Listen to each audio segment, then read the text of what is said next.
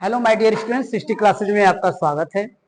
हम लोग एक कक्षा 10 का बैच रेगुलर टाइम चल रहा है, जिसमें हम लोग आज पढ़ेंगे बहुत ही इम्पोर्टेंट लेंस के द्वारा प्रतिबिंब बनने का नियम। लेंस के द्वारा प्रतिबिंब बनने का नियम, जब ये 3 नियम पढ़ लेंगे तो इसी के आधार पर आपको 8 जो है प्रतिबिंब खींचना रहेगा। 6 जो है आपको उत्तल लेंस के द्वारा प्रतिबिंब खींचा जाएगा और 2 जो है अवतल लेंस के द्वारा प्रतिबिंब खींचा जाएगा।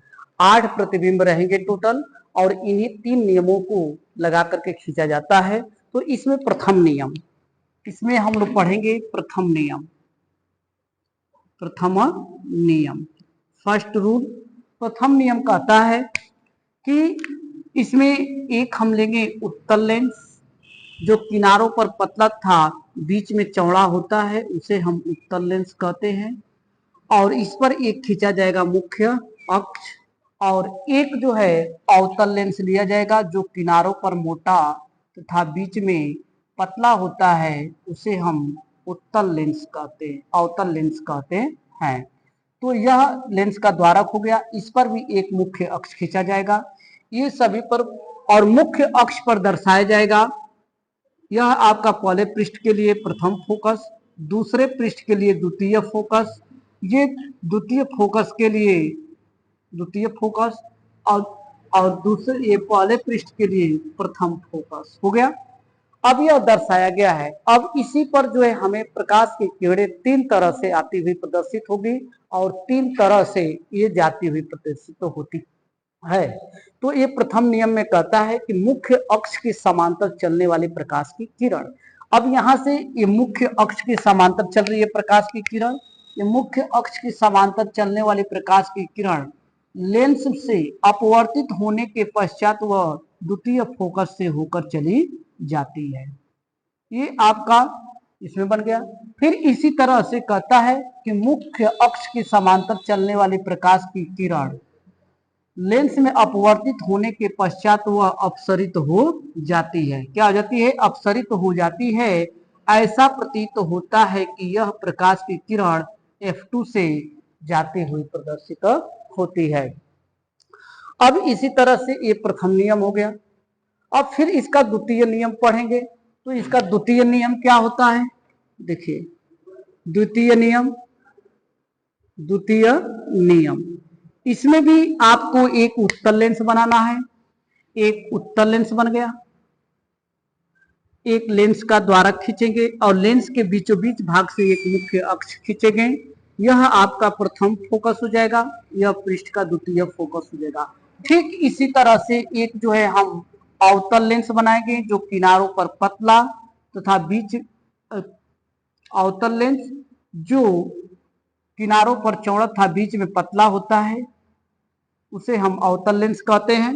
अब यहां से एक और मुख्य अक्ष की रेखा खींची जाएगी। यह बीचों बीच में प्रकाशित केंद्र होता है, यह भी O हो जाएगा, इसका भी प्रकाशित केंद्र O हो जाएगा, इसका भी प्रकाशित केंद्र O और इसका भी प्रकाशित केंद्र O हो जाएगा। यहाँ पर आपका F2 हो जाएगा और यहाँ पर आपका F1 हो जाएगा। हो गया। अब इसी के आधार पर हमें इसमें दूसरी प्रकाश की किरण खींचनी है। तब इसमें कहा जाता है कि तिर्यक आने वाली प्रकाश की किरण, ये तिर्यक। अब यहां से ये प्रकाश की किरण कैसी चल रही है? तिर्यक चल रही है। तिर्यक चलेगी और तल यानी कि लेंस में जाएगी और लेंस में अपवर्तित होने के पश्चात वह मुख्य अक्ष के समांतर हो जाती है।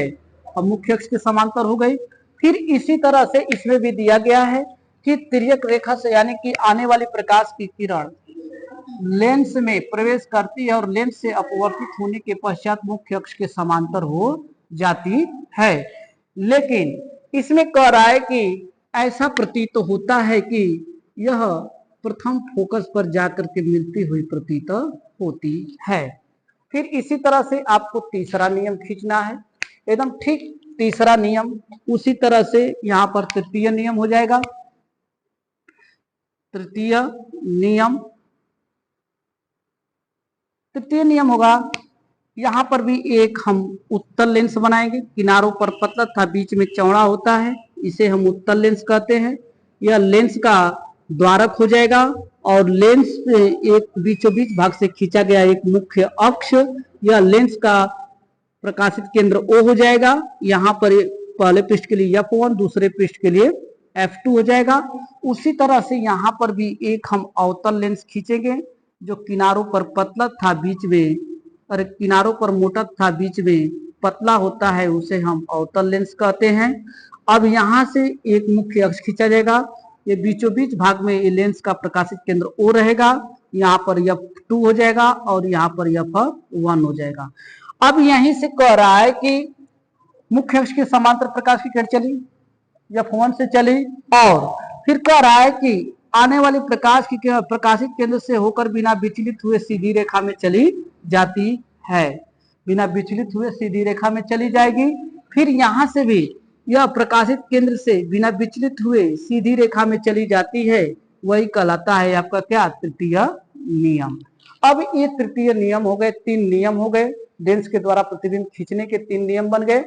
अब इसी के द्वारा ही आपको खींचने हैं इसी पर 8 प्रतिबिंब। कितने प्रतिबिंब खींचने हैं? 8 प्रतिबिंब खींचा जाएगा, जिसमें जो है अब एक पहले नियम दूसरा नियम लगा करके एक प्रतिबिंब खींच सकते हैं, चाहे पहला तीसरा लगा करके एक प्रतिबिंब का निर्माण होगा, चाहे दूसरा तीसरा लगा करके एक प्रतिबिंब का निर्माण होगा। हमेशा जो है 2 नियम लगा करके एक प्रतिबिंब का निर्माण किया जाता है, और वस्तु की स्थिति के आधार पर ये प्रकाश की किरणें हमारे चलती हुई प्रदर्शित की जाएगी। कैसे? यह वस्तु के स्थिति के आधार पर, इस पर वस्तु की स्थिति के आधार पर हम उत्तल दर्पण द्वारा भी, उत्तल लेंस द्वारा भी देख लिए और अवतल लेंस के द्वारा भी देख लिए। अब ये अवतल लेंस के द्वारा और ये हमारा उत्तल लेंस के द्वारा ये खींचा गया है, और यह आपको प्रदर्शित किए गए हैं, ये नियम है। ये इसी नियम के आधार पर आपको प्रतिबिंब खींचना है। कितने प्रकार के? 8 प्रतिबिंब खींचे जाएंगे। 6 गो उत्तल लेंस के द्वारा खींचा जाएगा, और 2 प्रतिबिंब जो है आपका अवतल लेंस के द्वारा खींचा जाएगा। 8 प्रतिबिंब टोटल खींचे जाते हैं। 8 जो है वस्तु के स्थिति के आधार पर इन नियमों का प्रयोग करके खींचा जाएगा। और ये नियम हो गए, और ऐसे नियमों पर परिभाषा दिया जाएगा। परिभाषा मैंने बोलता हुआ चला गया है, और ये नियम हो गया। और इसी ऐसे ही मैं आप लोग को बहुत ही अच्छे तरह से कोशिश करता हूं कि क्लास दें, और हमारे चैनल को सपोर्ट कीजिए और लाइक शेयर सब्सक्राइब कीजिए। बहुत बहुत धन्यवाद।